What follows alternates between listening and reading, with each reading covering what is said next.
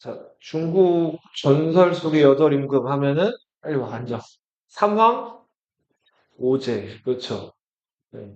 그 오제 마지막 두 임금이 요임금, 순임금이었죠. 요임금은 순임금한테 임금 자리를 물려줬어요. 이걸 두 글자로 선양이라 그랬죠. 현명한 사람한테, 능력 있는 사람한테 임금 자리를 물려주는 거.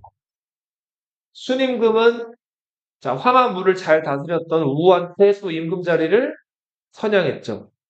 자, 우도 자기 개라는 사람한테 이기라는 사람한테 임금 자리를 물려주려고 그랬는데 우가 죽을 때쯤 돼가지고 사람들이 그 이기라는 사람을 안 따라가고 우의 아들이었던 개라는 사람을 따라갔단 말이에요. 자, 그래서 우 임금 때부터 임금 자리가 선양되지 않고 세습되게 되죠. 우가 다스렸던 땅 이름이 하였기 때문에 이 나라 이름을 하나라라고 부르죠. 자, 하나라가 그 폭군 걸 왕에 의해서 정치가 막 문란하고 엉망이었는데 이거를 상나라가 무너뜨렸죠. 자, 상나라는 이제 탕왕이라는 탕이 세웠죠. 탕왕. 상나라는 갑골 문자로 실제가 밝혀진 왕조죠. 상나라가 폭군 주왕 그리고 주왕이 예뻐했던 달기라는 여인 때문에 이렇게 무너져 가다가 결국 그 강태공을 잘 썼던 서백창 희씨 세력 주나라에 의해서 상나라가 무너지죠. 자, 그렇게 해서 주나라가 이제 무왕이라는 왕이 이제 그 상나라를 무너뜨리고 중국을 지배하게 된단 말이에요. 주나라 200년 동안 잘 갔어요. 그러다가 주나라에서 또 좀 멍청하고 무능력한 여왕이라는 왕이 등장하는데 이 여왕이 자기 동생들한테 쫓겨나요. 그죠? 자, 이때 주나라에는 통치자가 잠깐 동안 없었죠. 그리고 그 주 여왕의 동생 소공이랑 주공이라는 그 두 동생들이 공동으로 통치하는 시기가 있었단 말이에요. 이 13년을 뭐라고 불렀죠? 공화라고 불렀죠. 그쵸? 공동으로 통치하는 거. 지금 민주공화국의 어원이 된 얘기예요. 그러다가 이제 다시 겨우 정신을 좀 차려서 그 여왕의 아들을 선왕으로 새로 올리고 주나라가 정치를 좀 다시 해보려고 했는데 한번 이게 기울기 시작하니까 걷잡을 수가 없었어요. 그런 상황에서 폭군 유왕이 등장을 했어요. 웃지 않는 여인, 포사라는 여인을 끼고서 또 정치를 제대로 안 했죠. 그 포사를 웃게 하려고 봉화를 껐다 켰다를 반복해서 정작 오랑캐가 쳐들어왔을 때 봉화를 올렸더니 제후들이 도와주러 오질 않았죠. 자, 이렇게 해서 그 견융의 침입으로 주나라가 수도 호경을 빼앗기고 동쪽으로 살아남은 왕족이 도망간단 말이에요. 자, 동쪽으로 수도를 옮긴 이 시기를 동주시기라고도 하고, 네. 근데 동주시기라고 잘 안 부른다 그랬죠? 주왕실의 권위가 땅바닥으로 추락했기 때문에 오히려 주왕실이 임명했던 여러 제후국들이 그 힘도 더 세고 주왕실의 권위를 능가했단 말이에요. 이 혼란의 시기 500년인데 앞에 300년을 그 시대 때 유명했던 그 역사가이자 정치가이자 유학자였던 공자라는 사람 있죠? 공자가 썼던 역사책 노나라의 역사를 춘하, 추동, 봄, 여름, 가을, 겨울로 정리한 춘추라는 역사책이 있었어요.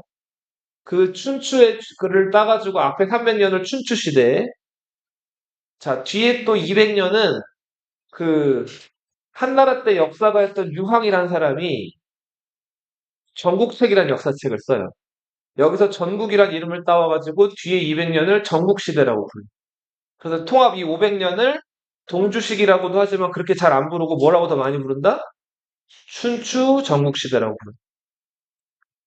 주황씨를 대신해서 이 그 중국을 이끌었던 강력한 제국들이 춘추시대 5나라가 있었어요. 자, 첫 번째가 강태공, 우리 낚시 잘했던 강태공 기억나죠? 강태공이 황하의 지류인 그 제수라는 강이 있는데 제수 주변의 땅을 산둥반도 주변의 땅을 받아가지고 세운 나라가 제나라예요. 이 제나라의 16대 임금 환공. 이 환공이 여러 제후들을 대표하는 첫 번째 패자로 불렸던 사람이죠. 그리고 그 패자가 여러 제후들을 모아가지고 주왕실의 권위를 대신해가지고 이래라 저래라 명령하고 중국 질서를 이끌어가는 자, 이런 시스템을 회맹이라고 한다 그랬어요. 패자와 회맹. 첫 번째 패자는 제나라 환공이었어요. 자기를 한때 죽이려고 했었던 자기 여기 허리띠에다 화살을 맞췄던 관중이라는 사람이 있었죠. 그 사람을 죽이지 않고 포수가의 추천을 받아가지고 잘 쓰게 되죠. 자, 근데 제환공은 자식 농사를 좀 잘못 지어가지고 제환공이 죽자마자 자식들끼리 왕위 다툼이 벌어져서 제환공의 시체가 2달 넘게 방치가 돼 있었다. 그래서 막 시체에서 구더기가 끓었다 그랬죠. 그렇게 천하를 주름잡고 호령하던 사람도 결국 죽으니까 뭐가 된 거예요? 썩어버렸고 구더기가 들끓는 그런 비참한 상황이 된 거죠. 제환공의 뒤를 이어서 그 혼란한 춘추전국 시대를 호령했던 또 강력한 나라가 진나라였어요. 자, 이렇게, 황하강이 이렇게 흘러나가잖아요. 그쵸? 근데 이렇게 황하로 흘러들어오는 황하의 지류가 하나 있어요. 그 강에서 제일 큰 줄기를 본류라고 하고 그 강에서 뻗어져 나가거나 혹은 강으로 들어오는 조그만 그 강의 새끼강들을 지류라고 불러요. 지류, 예를 들면은 우리 양재천, 탄천, 중랑천 이런 강들은 한강에 다 뭐예요? 지류죠, 지류. 그쵸? 한강으로 흘러 들어가는 강들이잖아요. 조그만 강들. 그쵸? 강이라기보다는 천이라는 그 시냇물이라는 표현을 쓰긴 하지만 빨리 와. 자, 황하의 두 지류는 알아두세요. 제일 큰 지류는 황하는 어디서 어디로 흘러요? 어느 쪽에서 어느 쪽으로? 맞아요. 서쪽에서 동쪽으로 흘러요. 여기 동쪽으로 가면 우리 서해 바다가 있고 한반도가 있죠. 이쪽으로 흘러나가는 거예요. 근데 요렇게 흘러 들어가는 강이 있어요. 이게 황하의 제일 큰 지류예요. 이 지류가 위수예요. 황하의 제일 큰 지류예요. 뭐라고요? 위수. 예. 그 다음에 요렇게 흘러 들어가는 강이 있어요. 요렇게 화살표. 예. 요렇게 요렇게 흘러 들어가는 강이 진수라는 강이죠. 진수. 요 진수할 때 진이 요 진이에요. 요 진. 진나라 할 때 진. 요 진. 예. 그래서 요 지역에 세워진 나라가 진나라예요. 그리고 여기는 황하에 요 이렇게 모자 모양으로 이렇게 뾰족 나와 있는 부분의 동쪽이죠. 그래서 요 진나라가 있던 요 진수 주변을 하동이라고도 불렀어요. 황하의 동쪽이라고 해가지고. 그리고 요 진수 주변 요 지역을 당이라고도 불렀어요. 뭐라고도 부른다고요? 당이라고도 불렀어요. 그래서 요 진수 주변의 당 지역에서 그 도자기를 구우면서 아마 임금 노릇을 했을 거라고 추정되는 전설 속의 그 임금이 누구라 그랬죠? 요임금이라 그랬죠? 요임금의 성씨가 도당씨였잖아요. 질그릇 도자에 자기가 다스린 지역 당을 쓴단 말이에요, 성으로. 네. 그리고 혹시 그냥 이건 TMI인데 알아두실 게 지금은 이 강을 진수라고 안 부르고 뭐라고 부르냐면 이 강을 분수라고 불러요. 혹은 분하 이렇게 불러요. 그럼 중국어 말하는 거죠. 춘호 이렇게 불러요. 춘호. 네.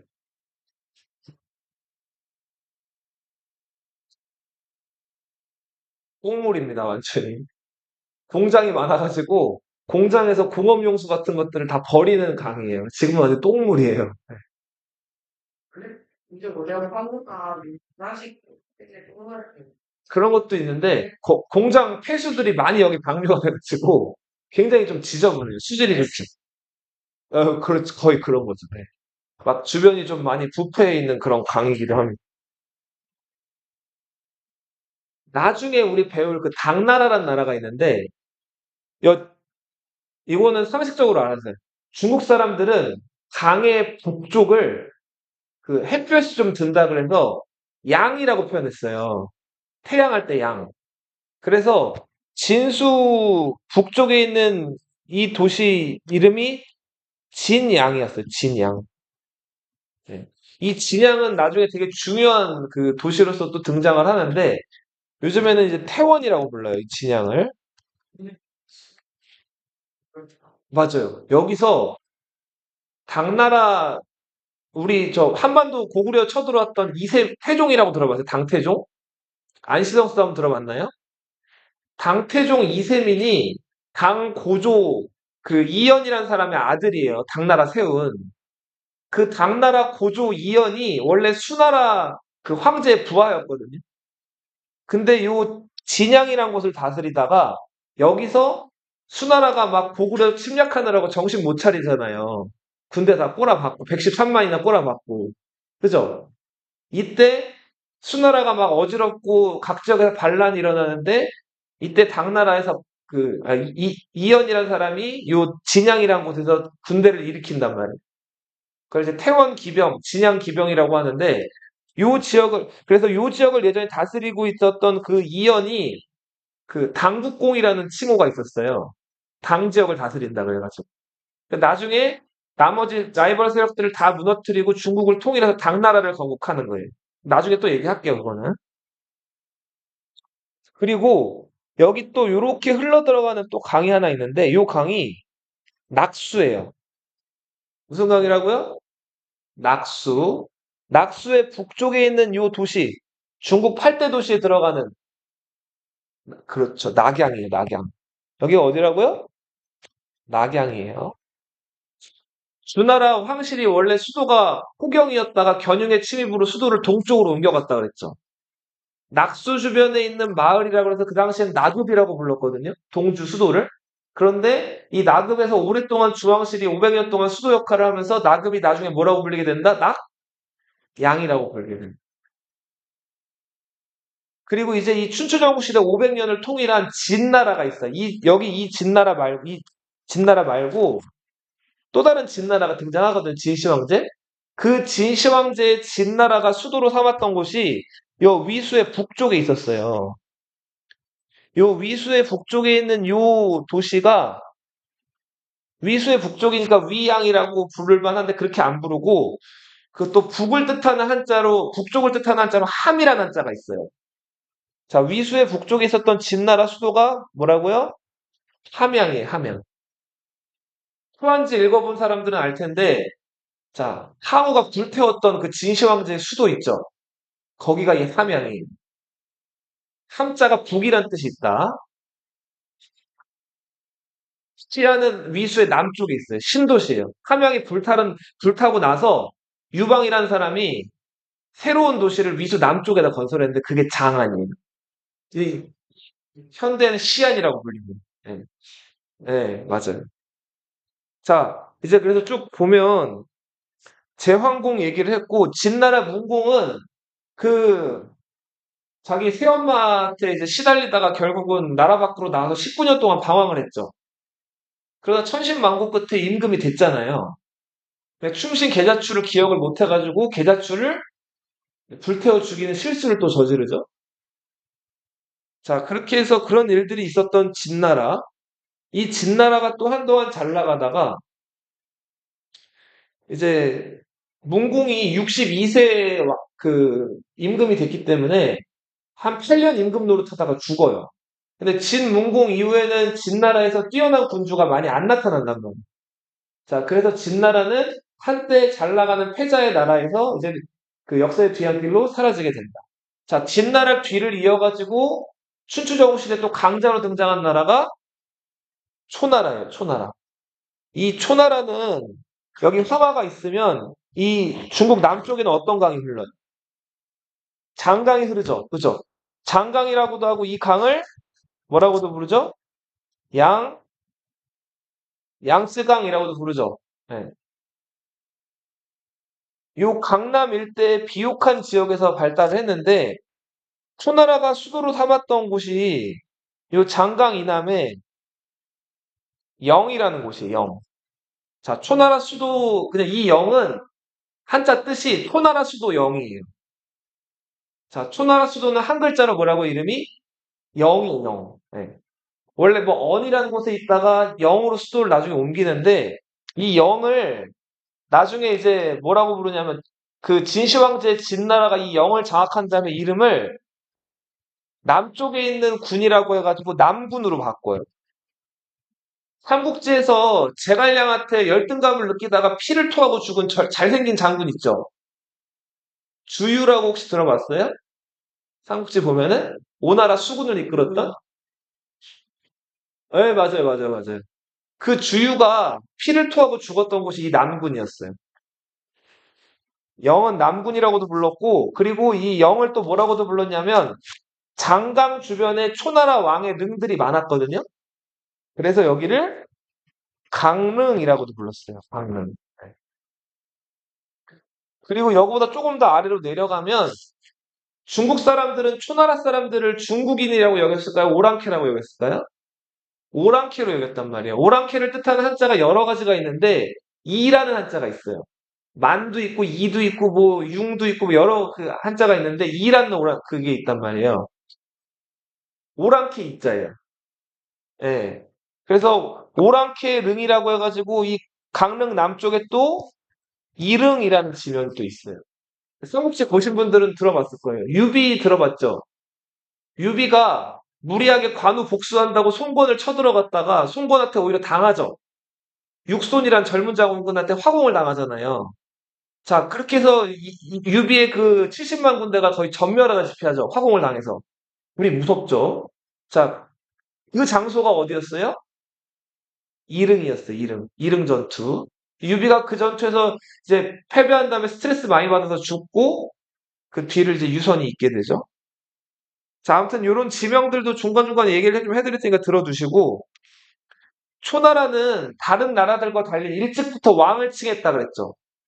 네, 주나라가 이렇게 임명해준 자기는 자였는데 그 자작을 자기들이 이렇게 인정을 안 하고 스스로 자기들을 왕이라고 불렀단 말이에요.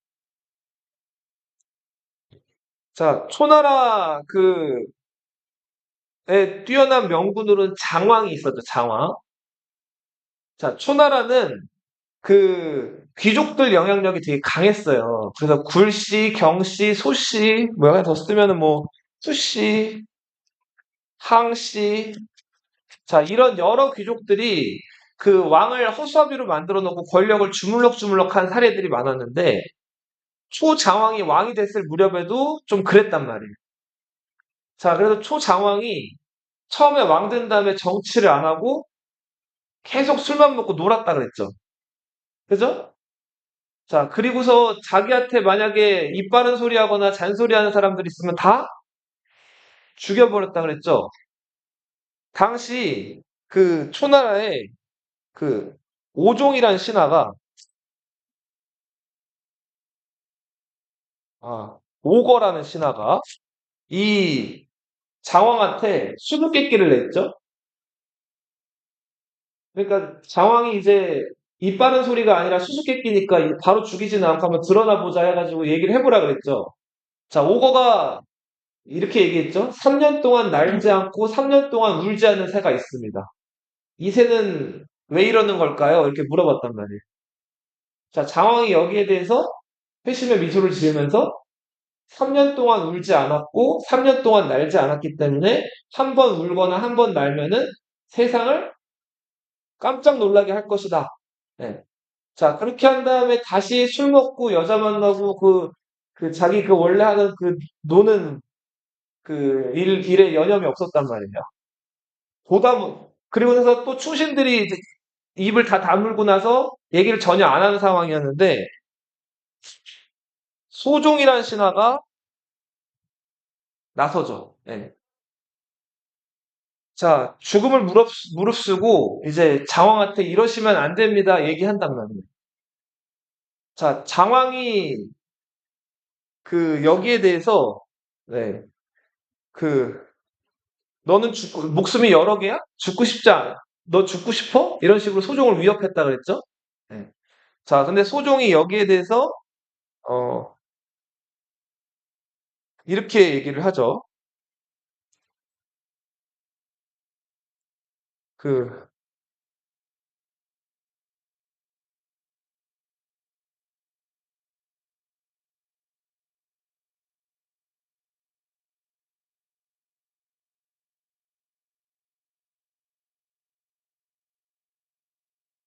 어디?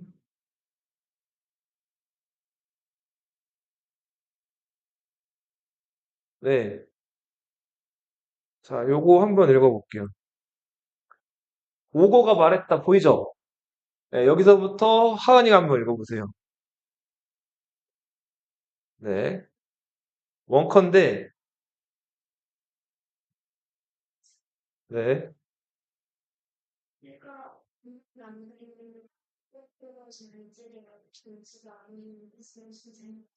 네, 이제 은지가 읽고 장황이 말했다.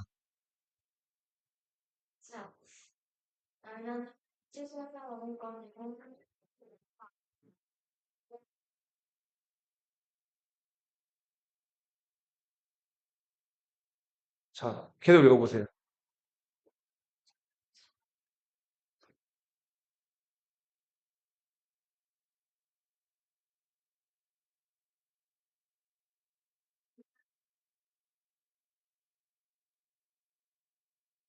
여기서부터는 테라미가 읽어보세요. 소종이,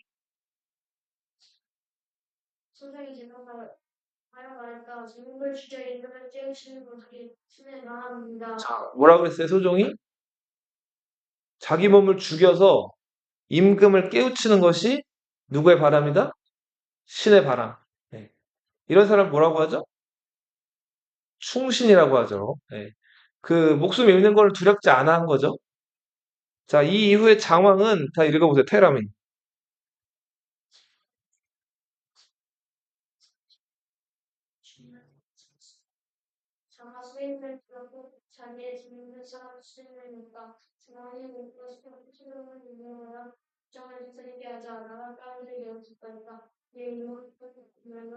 자, 이렇게 3년 동안 장왕은 일종의 누가 충신이고 간신인지를 좀 구분하는 일종의 그 연기를 좀 한 거죠. 네. 얕잡, 어떻게 보면은 자기가 정치에 전혀 관심이 없는 듯 하면서 충신, 간신을 이제 구별해 낸 거죠. 이렇게 해서 이제 장왕이 주변에 이렇게 용나라 같이 약한 나라부터 해가지고 여러 나라들을 멸망시키면서 이제 초나라가 전국 춘추시대 패권을 장악하게 돼요. 자, 교재로 가서 그리고서 또 이런 일이 있었어요. 초나라 장왕이 힘이 이제 커지니까 주나라 수도 나급 근처까지 간 거예요. 주나라 수도 근처에 가가지고 그 나급 안에 들어갔어요. 근데 주나라는 이미 거의 지금 자기네 그 성도 지키기가 어려울 정도로 군사력이나 뭐 물자나 이런 게 부족한 상태였단 말이에요. 이 상황에서 자, 그 장왕이 주나라 왕은 아니고 그 주나라 왕실의 왕손한테 가가지고 이렇게 물어봐요. 당시 우리 하나라 때 무임금이 구주를 만들고 나서 각 그 구주에서 받은 청동으로 만든 그 솥을 뭐라 그랬죠? 9개 솥. 구정이라고 했죠, 구정. 기억나요? 그 구정이 하나라를 이어서 상나라를 이어서 주나라 왕실로 전해져 오고 있었는데 나급에 그게 보관돼 있었던 것 같아요. 근데 장왕이 이 나급에 가가지고 주나라 왕손한테 구정의 무게는 어떻습니까? 자, 크기는 얼마나 큽니까? 이런 식으로 크기랑 무게를 물어본단 말이에요. 이거 왜 물어봤을까요? 정보를 알려고?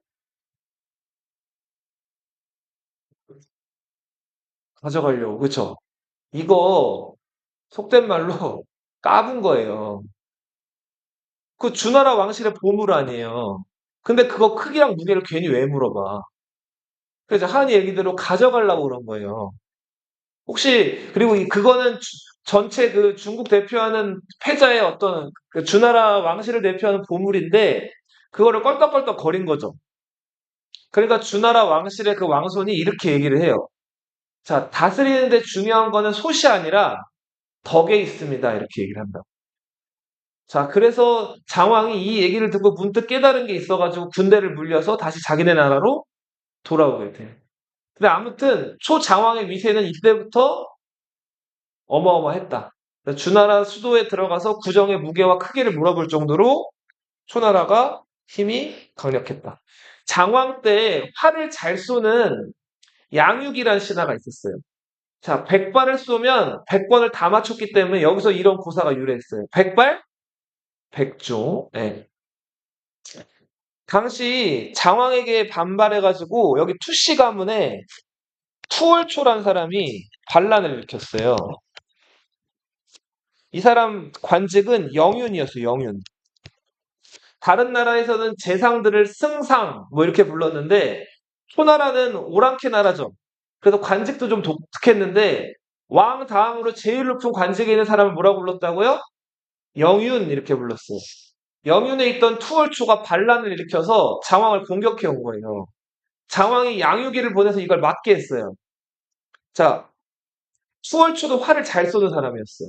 양육이랑 투월초가 강 하나를 사이에 두고 활 쏘기 대결을 해요. 자, 양육이가 배짱 좋게 투월초 보고 먼저 쏘라 그래요. 세 발을. 자, 투월초도 화살에 자신이 있었기 때문에 자, 쏘기 전에 물어봐요. 자, 내가 화살을 쏠 건데 너 피할 거야? 양육이가 뭐라고 했을까요? 나 안 피할 건데? 자, 깡이 세죠? 자, 그래서 투월초가 시위에다가 활을 겨눈 다음에 쐈어요. 어디로 날아갔을까요? 양육이의 머리로 날아왔어요. 그 양육이가 어떻게 했을까요? 들고 있던 활로 쳐내요. 자, 그렇게 해서 딱 쳐낸단 말이에요. 그 다음에, 활을 쳐내고 나서, 자, 이제 투월초가 다시 한번 시위를 다 올렸어요.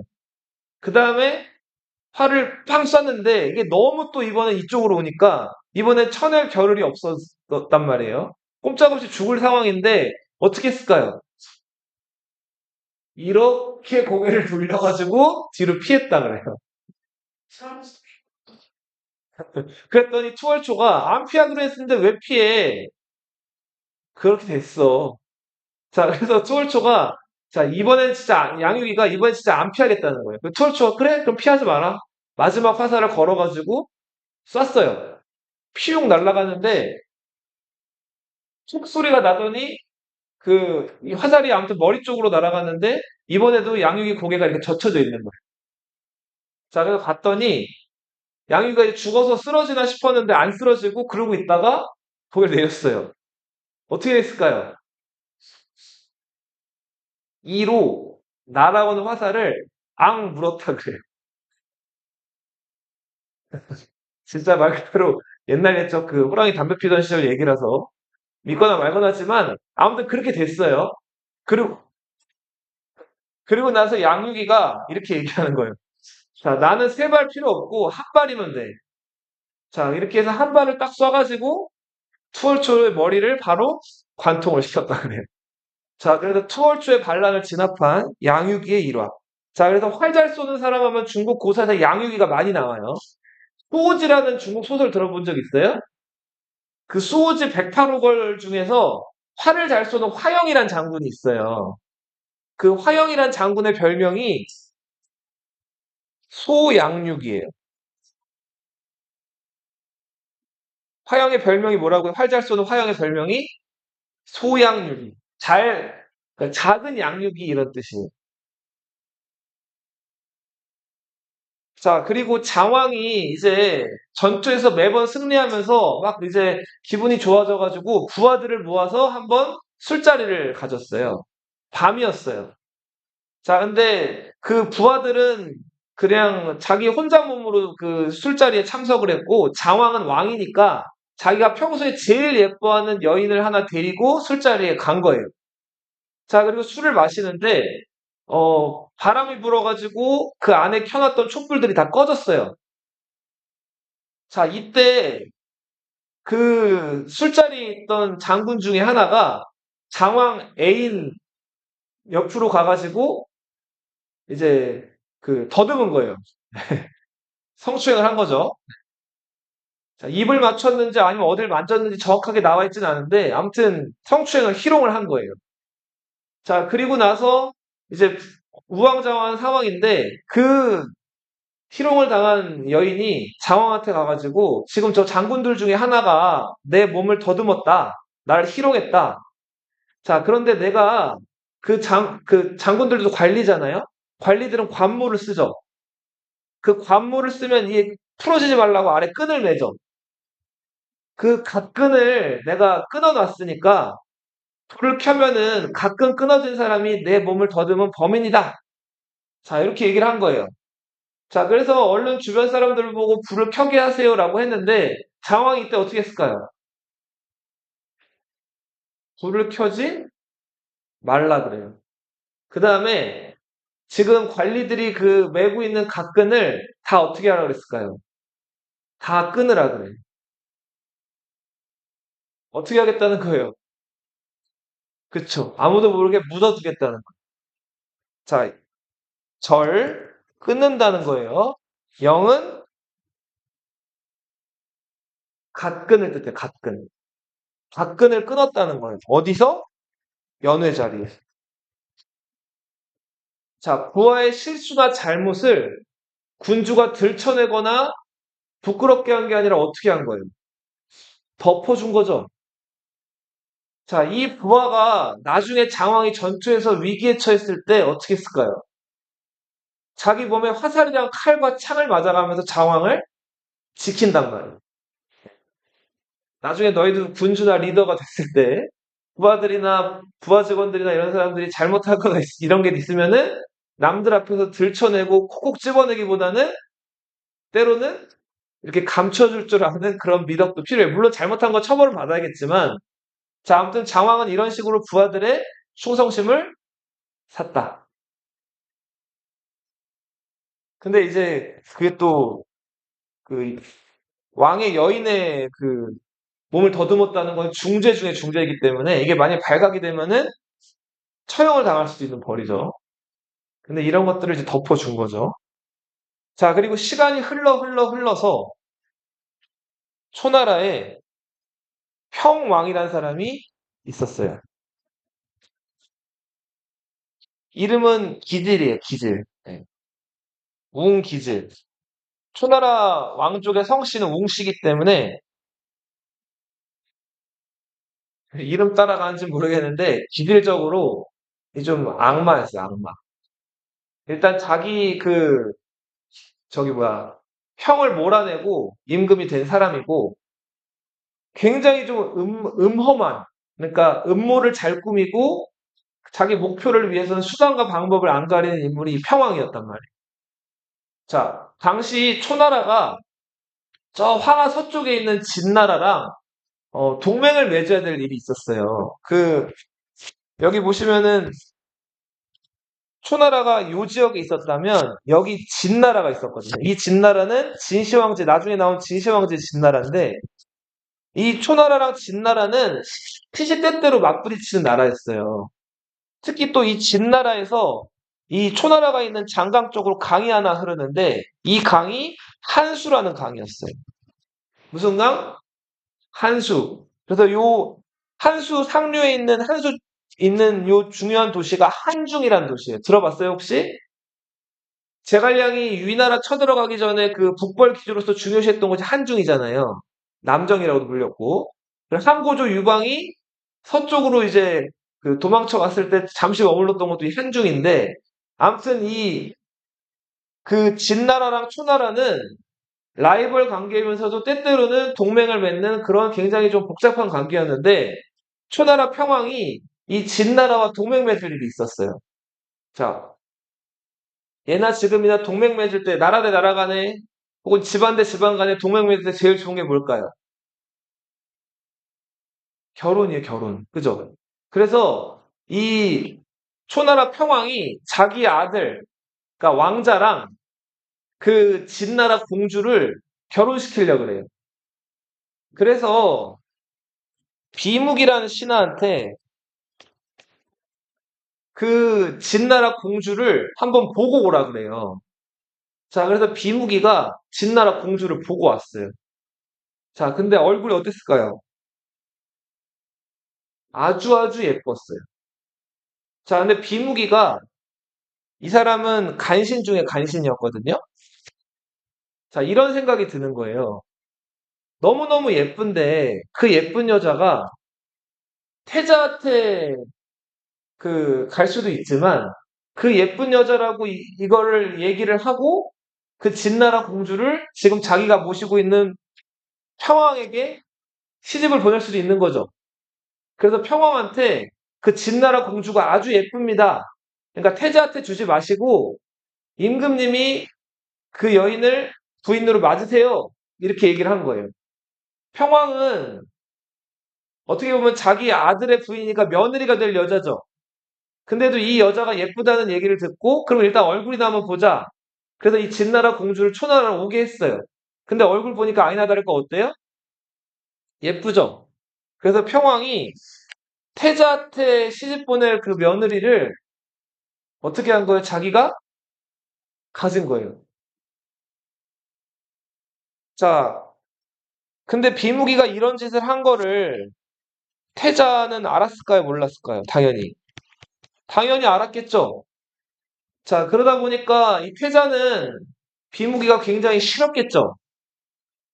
어떻게 보면은 자기한테 돌아올 예쁜 여자인데 그걸 아버지가 뺏어가게 만들기도 했고, 그리고 원래 또 이 비무기가 간신이었기 때문에 또 사이도 좋지 않았단 말이에요. 자, 근데 비무기는 비무기대로 또 걱정이 생겼어요. 시간 지나가지고 평왕이 죽으면 이 태자가 임금이 되겠죠? 그럼 자기한테 보복할지도 모르잖아요. 자, 그래서, 자, 비무기가 좀 꾀를 내요. 자, 꾀를 내서, 당시 태자의 스승이 오사라는 사람이었어요. 그리고 오사의 아들은 오상, 그리고 그 오상의 동생, 그러니까 오사의 두 번째 아들은 오운이라는 사람이었어요. 자, 우리 제갈량을 제갈량이라고만 부르지 않고 제갈공명이라고도 부르죠. 제갈량은 량은 어렸을 때부터 그 부모님들이 지어준 이름이에요. 그럼 공명은 뭘까요? 20살이 되면은 동양에서는 성인이 됐다는 증거로 이름을 다시 지어요. 20살 때 새로 짓는 이름을 자라고 불러요. 공명은 제갈량의 자예요, 자. 자, 이 오우는 자기 이름보다도 자로 더 유명해요. 자가 자서였거든요. 이 사람이 누구다? 오자서라는 사람. 자, 태자의 스승 오사, 비무기가 평왕한테 가서 이렇게 얘기해요. 오사가 자기 아들 오상과 오자서를 데리고 태자를 꼬드겨가지고 지금 반란을 꾸미고 있습니다. 그리고 원래 자기한테 갈 여자, 진나라 공주를 자기가 차지하지 못한 거에 대해서 평소에 계속 불만을 얘기하고 다닙니다. 자, 그러니까 이 태자를 끌어내리고 새로운 왕자를 태자로 세우세요라고 비무기가 얘기를 한단 말이에요. 평왕이 이 얘기를 듣고 그대로 믿어요. 자, 그래서 자기 아들이었던 태자랑 태자의 스승 오사랑 오사를 잡아서 죽이려고 그래요. 근데 태자는 이거 낌새를 알아채고 옆에 정나라로 도망을 가요. 자, 오사 그리고 이제 저 평왕이 오사만 부른 게 아니라 오사의 두 아들 오상이랑 오운, 오자서도 같이 불렀단 말이에요. 자, 근데 오사랑 큰아들 오상은 자기가 지금 잘못되고 지금 뭐랄까 누명을 썼은 것도 알면서도 평왕한테 어떻게 했을까요? 둘 다 평왕한테 가요. 근데 오자서는 누가 봐도 저거는 비무기가 꾀를 내가지고 우리가 지금 위험에 빠뜨리는 상황이니까 저기 가면 죽을 게 뻔하니까 가지 않겠다 그래요. 결국 오사랑 오상 두 부자는 평왕한테 갔다가 목숨을 잃어요. 오자서는 어디로 갔을까요? 태자가 있는 그쵸 정나라를 따라간다. 자, 근데 문제는 정나라 가서 처음에 정나라 왕들이 태자를 대우를 되게 잘해줬어요.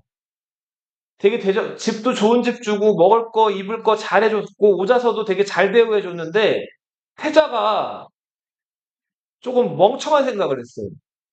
자, 내가 저 아버지한테 그 저기 뭐야 초나라를 다시 되찾고 저 비무기 같은 간신들을 때려잡으려면 군사력이 있고 힘이 있어야 된다고 생각을 했어요. 자, 그래서 정나라한테 이렇게 대접만 받을 게 아니라 정나라 왕실에서 왕실을 공격해서 내가 정나라 왕위를 차지한 다음에 초나라로 쳐들어가야겠다. 이런 말도 안 되는 생각을 한 거예요. 네, 그렇죠. 그래서 주변 사람들 얼마를 모아가지고 어설프게 반란 아닌 반란 모의를 한 거예요. 정나라에서는 잘해줬는데 태자가 이런 짓을 하니까 어때요? 어처구니가 없죠. 그래서 태자를 잡아다가 죽여요. 그럼 태자랑 같이 살고 있던 오자서도 죽여야겠죠. 근데 오자서는 낌새를 또 알아채고 정나라에서 도망을 쳐요. 자, 도망을 치는데 오자서가 갈 데가 없는 거예요. 지금 초나라에서도 버림받았고 정나라에서도 버림받은 거죠. 자, 유일하게 갈 곳이라고 하는 곳은 초나라보다 저 장강 남쪽에 더 변방에 치우쳐져 있는 오나라밖에 없었어요. 근데 정나라에서 오나라를 가려면 초나라를 꼭 거쳐야 돼요. 근데 초나라에는 오자서 얼굴을 대부분 사람들이 많이 알고 오자서가 현상수배가 붙었단 말이에요. 가는 게 만만치가 않았단 말이에요. 자, 그런데도 오자서가 내가 살아있고 어떻게든 오나라로 가야지 복수를 할 수 있다고 생각을 해가지고 막 머리 같은 거 덥수룩하게 수염 같은 거 덥수룩하게 기른 다음에 페인처럼 해가지고 막 굶어가면서 초나라를 지나서 오나라로 간단 말이에요. 자, 이제 오나라 얘기를 좀 할게요. 자, 이 오나라도 제나라, 진나라랑 달리, 처럼 공을 칭하지 않고 지금 뭘 하고 있어요? 왕을 칭하고 있죠, 군주들이. 자, 이거는 오랑캐 나라들의 특징이다. 주나라 왕실의 권위라든지 주나라가 임명한 제후 자기 이런 것들을 스스로 인정하지 않고 자기들이 왕을 막 칭하는 거예요. 자, 오나라에서는 수몽이란 군주가 있었어요. 수몽. 자, 이 수몽은 그 여러 아들들을 낳았어요. 근데 여러 아들 중에서 네 아들이 좀 중요한데, 자, 그 큰아들이 재번이라는 아들이에요. 둘째 아들이 여제, 셋째가 여매, 막내가 개찰. 자, 능력이 누가 뛰어났을 것 같아요? 막내가 뛰어났어. 그래서 수몽이 내심 저 막내 개찰한테 임금자리를 물려주려고 그래요. 근데 또 개찰은 이런 인물이었어요. 약간 아이. 그러니까 내향형인 거야. 임금자리를 하고 싶지가 않은 거예요. 능력은 뛰어난. 그래서 한사코 난 임금 안 하겠다 그래. 자, 그래서 개찰이 계속 임금자리를 거부하다가 오나라를 떠나버려요. 자, 그래서 임금자리 물려받을 사람이 이제 개찰이 떠나가 버렸죠. 이렇게 페이드 어웨이 했어요. 그래서 이걸 누가 이어받았을까요? 수몽이 죽으면서. 네, 재번이 이어받아요. 자, 근데 이 재번, 여제, 여매 이 형제들은 아버지 뜻이 개찰한테 있다는 걸 알았어요. 그래서 재번은 임금 자리를 결국 개찰하게 돌아가게 만들려고 자기가 죽으면서 자기 아들 그 어, 광이란 아들이 있었는데 자기 아들 광한테 임금 자리를 주지 않고 자기가 죽으면서 누구한테 임금 자리를 줬을까요? 동생 여제한테 임금 자리를 준단 말이에요. 여제도 죽으면서 임금 자리를 누구한테 줬을까요? 네, 여매한테 줘요. 그럼 나이가 없지 않았나요? 그렇죠. 근데 제 기간이 짧았어요. 금방금방 죽었어요. 이 여매도 이제 그 죽기 다 돼가지고 임금 자리를 동생 개찰한테 다시 불러가지고 개찰한테 주려고 했는데 개찰이 이때도 어떻게 했을까요? 또 거절한 거예요. 그래서 이거 어떡하지 했는데 결국 개찰이 안 받으니까 여매가 임금 자리를 누구한테 물려줬을까요? 자기 아들 류한테 물려준단 말이에요. 그냥 우리말로 요라고도 써요.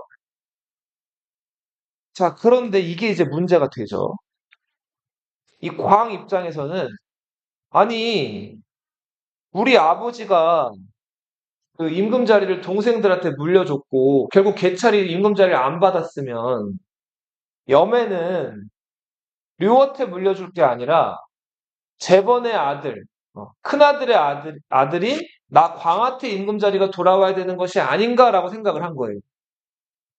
자, 그래서 이 광은 이 류를 죽일 계획을 짜요. 근데 류는 그거를 알고 있었어요. 그래서 오나라 안에서 류와 왕족인 광 사이에 이제 치열한 이제 보이지 않는 그런 이제 암투나 경쟁이 있었단 말이에요. 자, 요 무렵에 정나라에서 망명해서 초나라로 또 거쳐가지고 완전 폐인이 되다시피 해서 오나라로 건너온 누가 광을 찾아온다? 오자서가 광을 찾아와요. 자, 오자서가 이제 억울하고 좀 능력도 뛰어나고 한데 억울한 일을 당해가지고 정나라 갔다 초나라 막 해서 이렇게 막 어려운 일을 겪은 거를 광이 알고 있었어요. 그래서 폐인이 되다시피 한 오자서를 거두어가지고 이제 오자서한테 먹을 것과 입을 것과 이제 오자서를 챙겨준단 말이에요. 오자서 입장에서는 자기가 지금 어려운 상황인데 광이 도와줬죠. 그래서 이때부터 광을 위해 가지고 여러 가지 계략이나 충성스러운 일들을 하기로 해요. 자, 그러면서 오자서가 오나라 이제 사람들을 두루두루 이제 둘러다니면서 만나는데 결국은 이 류를 제거해야 될 거 아니에요. 류를 제거할 때는 용기 있는 사람이 암살하는 방법밖에 없다고 판단을 해요. 자, 그래서 오나라 안에서 용기 있는 사람을 찾았는데 전제라는 사람이 적합했어요. 깡센 사람들 있죠. 자, 그래서 오자서가 이 전제를 불러다가 당신이 이 류를 죽인 다음에 죽이기만 하면은 당신의 처자식은 우리가 잘 보살펴 주겠다. 당신의 용기가 필요하다고 전제를 설득을 한답니다. 자, 그래서 이 광이 하루는 류한테 초대를 해요. 자, 우리 사이가 안 좋았는데 그 임금님이 우리 집 와가지고 맛있는 음식도 좀 먹고 좀 대접 좀 받고 가세요. 자, 류는 불안했긴 했지만 광이 먼저 손길을 내미니까 보디가드들을 엄청 많이 데리고 이 광의 집에 찾아가요. 자, 무사들이 주변에 엄청 많았기 때문에 류 주변으로 접근하기가 어려웠어요. 자, 근데 이 전제라는 사람이 이제 요리 나르는 하인으로 변장을 하죠. 그리고는 이제 그 생선 요리, 예, 생선 요리를 준비해가지고 이제 그 생선은 이렇게 뒤집고 할 수가 있잖아요. 큰 생선들은. 그쵸? 자, 그리고 생선은 또 배를 갈라가지고 그 안에 뭐 이렇게 또 넣을 수도 있죠. 자, 생선 배를 이렇게 갈른 다음에 그 안에다가 잘 아주 날이 시퍼런 독이 든 칼을 집어넣은 거예요. 자, 이거 이제, 그리고서는 마치 요리 서빙하는 사람처럼 가장해가지고 그 류한테 접근을 해요. 자, 그 다음에 류한테 음식을 올리는 척 하다가 생선 배 껍질을 열어가지고 거기서 칼을 꺼낸 다음에 류를 찔러서 죽이죠. 자, 이렇게 해서 전제가 류를 찔러 죽여요. 류는 여기 전제는 어떻게 됐을까요? 그쵸. 주변의 호위무사들한테 의해서 전제가 마구 또 칼에 찔리는데 이걸 이렇게 표현을 하죠. 전제는 뭐가 됐다? 제- 어육이 돼요. 어육. 어육이라는 게 무슨 표현이에요? 물고기 어자에 고기 육자죠? 네. 고기 덩어리가 됐다는 거예요. 칼에 너무 많이 찔려가지고. 사람이 이제 아주 무참하게 살해됐을 때 이런 표현을 써요. 어육이 된다.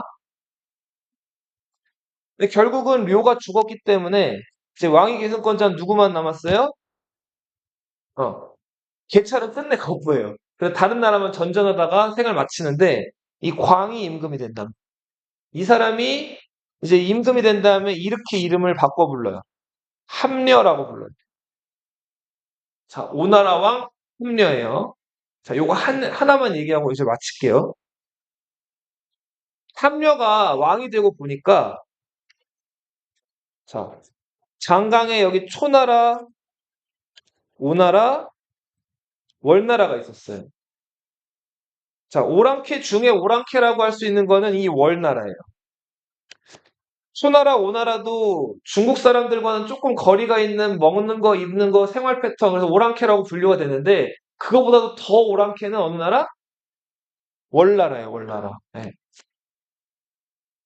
자, 근데 그 월나라를 먼저 때려잡은 다음에, 잡아야지 뒤에 어떤 누가 쳐들어올 염려가 없어지죠. 그런 다음에나 초나라나 아니면 장강 위에 이제 뭐 진나라 뭐 이런 나라들을 제 나라 이 나라를 공격할 수가 있는 여지가 생긴다고 판단을 해가지고 자 먼저 월나라를 공격하려고 했는데 그러려면 장군들이 필요하죠. 뛰어난 통솔자들이. 자 오자서가 사람 보는 눈이 있었어요. 그래서 그 오나라 또 있었던 현명한 사람들을 두루두루 찾아다니다가 자 2명의 현명한 사람을 함려한테 추천을 해요. 그 첫 번째가 손무라는 사람이에요. 이 사람은 병법에 아주 능한 사람이었어요. 그래서 병법을 자기가 알고 있는 병법을 잘 정리해가지고 13권으로 책을 만들었거든요. 이 손무의 병법 13권을 그렇죠. 손자병법이라고. 이거 나폴레옹도 읽지 않았죠? 네, 맞아요. 이 손자병법은 그 미국 군사학교, 미국 육군사관학교에서도 그 한 학기 수업으로 이걸 진행을 합니다. 그만큼 그 뛰어난 전략 전술이 적혀져 있는 병법의 책인데, 자, 오자서가 손무를 추천해서 이제 손무가 함려를 만났어요. 오나라 왕을. 자, 그러면서 함려가 이렇게 얘기를 해요. 당신의 병법책 13권을 잘 읽어봤소. 그런데 내가 한번 당신이 그 군사 부리는 걸 좀 보고 싶은데, 혹시 왕실에 사는 여자들로도 그게 가능하겠소? 라고 물어본단 말이에요. 자, 이때 손무가 가능합니다. 얘기해요. 당시 함려가 궁궐에서 데리고 있던 여자들이 수천 명이었는데 그 여인들 중에서 180명을 추려요. 그러니까 얼마나 여자들이 많았던 거예요. 자, 180명 중에서 오왕 함려가 좋아하는 여자, 제일 좋아하는 여자가 둘이 있었는데 한 여자가 90명의 우두머리가 되고 또 한 여자가 90명의 우두머리가 돼요. 그러니까 A조, B조가 나뉜 거죠. 자, 그렇게 한 다음에 그 손무가 그 여인들을 불러가지고 설명을 해요. 자, 당신들은 가슴 그리고 오른손, 왼손, 등 알고 있죠? 라고 물어봐요. 그 여인 둘이 뭐라 그랬을까요? 당연히 알고 있다고 얘기했겠죠.